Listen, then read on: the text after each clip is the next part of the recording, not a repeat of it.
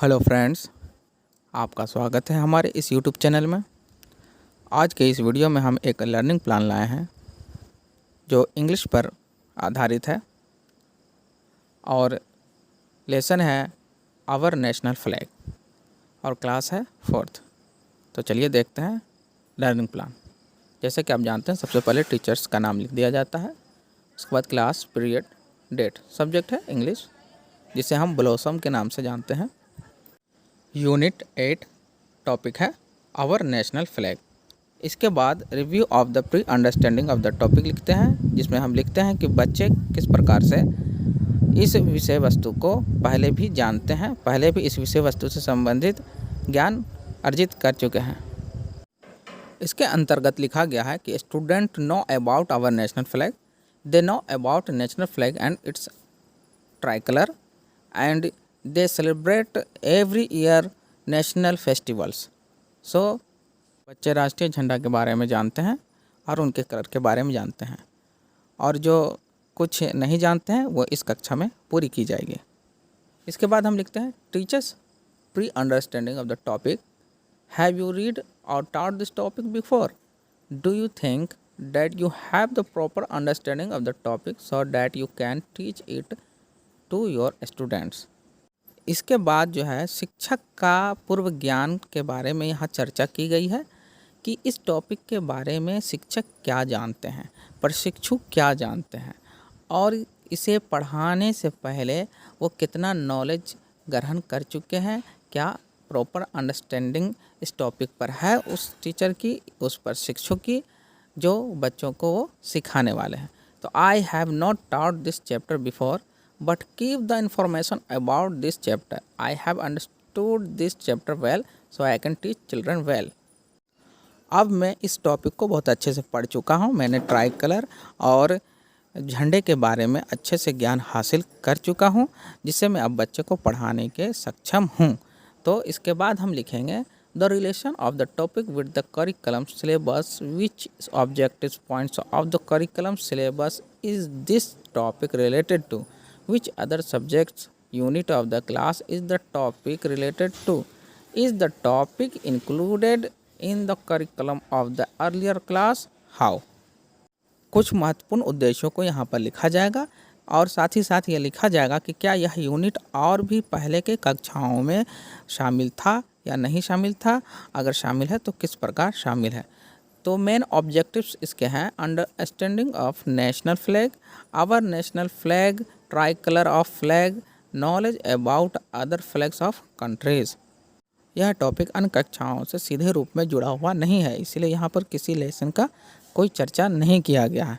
इसके बाद हम लिखेंगे कि किस प्रकार से यह टॉपिक या सब टॉपिक जो है लर्निंग के लिए इम्पोर्टेंस है, क्यों यह इम्पोर्टेंट है हमारे शिक्षा के लिए, क्यों यह पढ़ाया जा रहा है, और साथ ही साथ यह लिखा जाएगा इसके अंतर्गत कि क्या नॉलेज जो है बच्चों में आएगा और क्या विकास इसके अंतर्गत बच्चों को मिलेगा। This topic is connected to our life, daily life. This chapter explains the our pride. Every year we celebrate national festival and unfurl it. हम अपने जीवन में हमेशा देश की बात करते हैं, देशभक्ति की बात करते हैं, इसीलिए यह हमारे गर्व से जुड़ा हुआ चैप्टर है, हमारे गर्व को यह रेखांकित करता है। फ्लैग जो है हमारे जीवन का, हमारा राष्ट्रीय झंडा जो है हमारे देशभक्ति का प्रतीक है और साथ ही साथ हमारे विकास का भी प्रतीक है। हर साल हम राष्ट्रीय पर्व मनाते हैं, 15 अगस्त, 26 जनवरी, जिसके अंतर्गत हम झंडे को फहराते हैं और बच्चे को राष्ट्र भक्ति से जोड़ पाते हैं। आइए अब अपने उस मेथड को यूज़ करते हैं जिसके द्वारा हम इसे पढ़ाएंगे। तो हम यूज़ कर सकते हैं bilingual method, question answer method, individual work method. चलिए अब इसका प्लानिंग करते हैं कि किस प्रकार हम अपने क्लासरूम में जा कर के हम इन मेथड का यूज़ करके बच्चों में टीचिंग करेंगे। तो फर्स्ट है bilingual method. First of all I will understand the knowledge of a student about our national flag. After this we will explain the topic of our national flag. We will give the knowledge about tricolor and its importance. Also give the knowledge about the flag of other countries. सबसे पहले bilingual method में हम यह जानेंगे कि बच्चे किस तरह से नेशनल फ्लैग के बारे में जानकारी रखते हैं, कितना जानकारी रखते हैं। उसके बाद ही हम इस टॉपिक को, आवर नेशनल फ्लैग को एक्सप्लेन करेंगे, बच्चों के सामने रखेंगे और तीनों कलरों के बारे में, तीनों रंगों के बारे में हम बताएंगे और उनके महत्व को समझाएंगे। और साथ ही साथ ये बताएंगे कि अन्य देश भी अपने अपने झंडे, अपने अपने राष्ट्रीय झंडे रखते हैं और उनके अपने अपने महत्व हैं। इसके बाद क्वेश्चन आंसर मेथड का यूज़ करेंगे। In this method I will ask some question and discuss some question are given in the lesson. यह पूरा का पूरा लेसन जो है क्वेश्चन और आंसर मेथड पर आधारित है। इसमें बहुत सारे क्वेश्चन पूछे गए हैं टीचर के द्वारा और स्टूडेंट के द्वारा उनके जवाब दिए गए हैं, तो हम उन्हीं क्वेश्चंस का जो है यहाँ पर प्रयोग कर सकते हैं। इसके बाद हम इंडिविजुअल मेथड में जाएंगे। इंडिविजुअल वर्क मेथड में हम बच्चों से एक्सरसाइज को सॉल्व कराएंगे। बच्चे उन एक्सरसाइज़ों को इंडिविजुअली सॉल्व करेंगे, जिससे उनके इंडिविजुअल डेवलपमेंट को प्रोत्साहन मिलेगा। इसके बाद हम देखेंगे मूल्यांकन का, इवैल्यूएशन का काम। Did the learner learn the objectives of the topic it was evaluated or not? Yes, learner learned the objectives of the topic it was evaluated. Is the topic needed to be discussed again? Why or why not? No, the topic did not need to be discussed again because learner learned the objectives of the topic.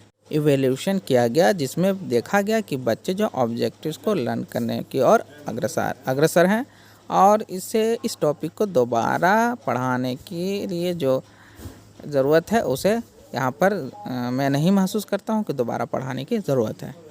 What were the important questions asked by the students? How many students asked the question? Some important questions were asked by the students. Some students asked the questions. आप यहाँ पर कुछ question को लिख सकते हैं जो बच्चों द्वारा पूछे जाएंगे। ये कक्षा के अंतर्गत होगा।